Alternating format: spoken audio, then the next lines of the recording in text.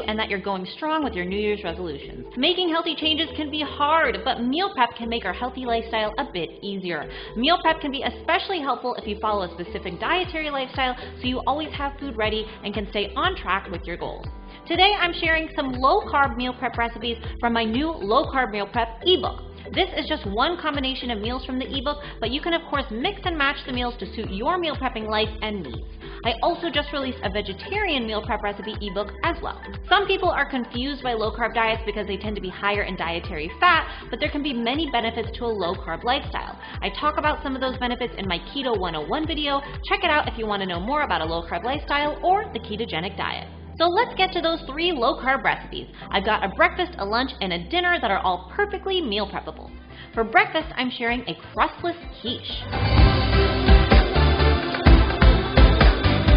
First, I add a bit of oil to a pan with some chopped onions, and I sauté until they begin to soften. Then I added mushrooms and allow those to cook for about 5 minutes, followed by some chopped asparagus and thawed frozen spinach, mixing to combine. In a bowl, I whisk together milk, and I'm using almond, but any kind will do, eggs, whole grain mustard, garlic powder, and salt and pepper. Add the sautéed mixture to a pie or baking dish and pour the egg mixture over it, mixing to integrate the mixture into the dish and make sure everything is evenly distributed. Bake uncovered for 45 minutes until the center is set and isn't jiggly. This will store in the fridge for 3 to 4 days or in the freezer for a month. It's great hot or cold, making it great for a quick, healthy, meal preppable breakfast option. If you don't need this to be dairy-free, which both of my new ebooks are, you could add some goat cheese and it would take it to the next level. Thumbs up for quiche without the carbs. For lunch, I've got a burger salad. In a saucepan, I add oil and chopped onion, sautéing for 3 to 4 minutes. Then I add in garlic and beef, which I season with salt and allow to cook through before adding in some chopped pickles.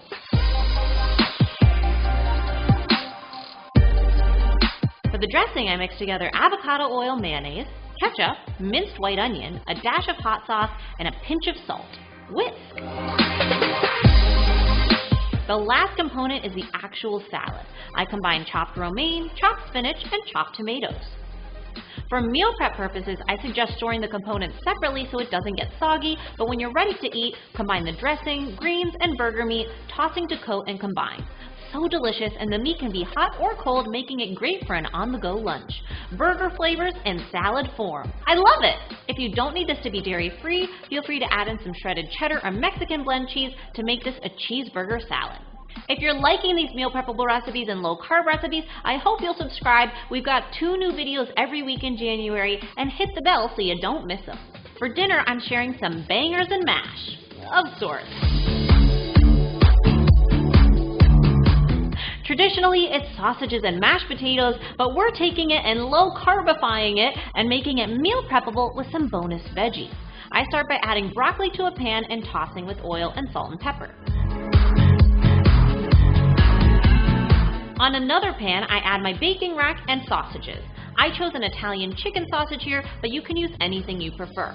To make life easy, I transfer both of these into the oven at the same time so the broccoli can roast as the sausages cook.